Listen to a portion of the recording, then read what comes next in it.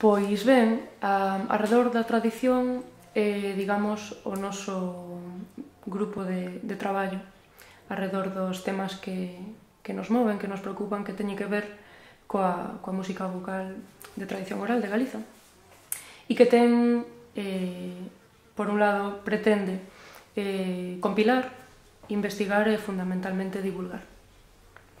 Entón, como principios fundamentais a nivel de investigación, do punto de vista etnomusicolóxico do proxecto, eu teño sempre traballo con tres obxectivos.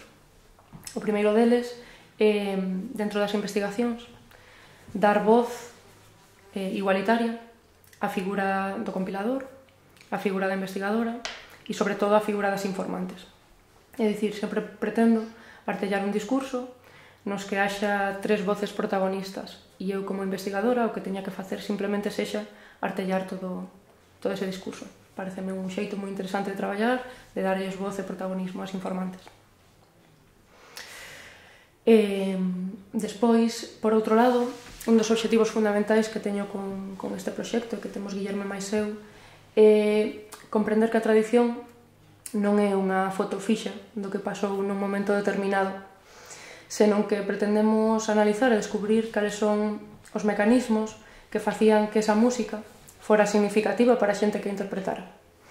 E desa maneira fora quen de artellar a vida en sociedade, que era o que facía a música. E desa maneira o que buscamos é dar coas claves que facían que esa música fora importante para os seus intérpretes, para ser quen na nosa sociedade contemporánea, nun contexto rural que nada ten que ver con aquel contexto, ser quen de resocializala. É dicir, que volva a ter significado para os seus intérpretes, que sexa un xeito de que a sociedade contemporánea se poida relacionar entre sí. Claro, iso que di Xulia é fundamental, porque o que vos comentaba antes cando dicía a necesidade de facer compilación, traballo de recolla, non? Queremos entender o que é a tradición, queremos poder transmitila, pero ademais propoñemos que estas tradicións que no momento perderon o seu contexto orixinal retomen un novo contexto e teñan nova vida. Creo que o exemplo máis claro disto é o que podemos vivir calquera de nós cando imos a unha foliada, un serán, como lle chamemos. Aí é onde, como eu digo, a música e o baile tradicionais viven en nós, non?